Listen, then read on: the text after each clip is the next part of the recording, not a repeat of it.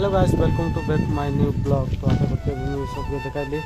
तो गाइस जितकी मोर भाई मन वीडियो में देखला सुनी तो स्क्रॉल न करते एंड पर्यंत देखा तो जानसा कहीं मुझे आम दुकान टे बाकी व्यू से मस्त कर देखाबी तुमके।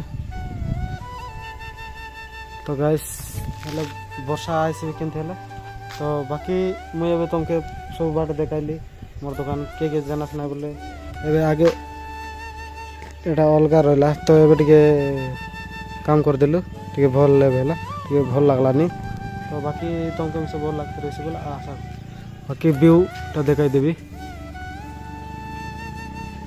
सब आड़ देखाई गाइस देखा। तो गाइस बाकी आगे आगे थी बन आगे थी बोले खाई फोन रहा तो सेमती छाड़ दे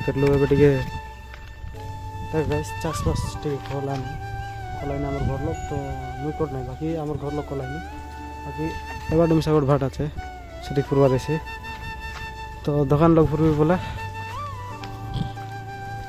सीधा जाइगर से बाटे फुरबार दোकाने तो आरी गोटे रूम जी बोले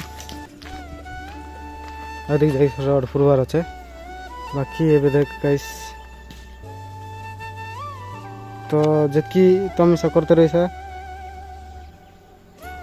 तो जानस तो एटा सारू तो गाइस सारू कले साइम से गाइस किन साइज बाकी एबे चाषबास कले गच बाड़ी रे गच बाड़ते लागे तो एबे गच न बाड़े तो चाषबास टिके हलानी।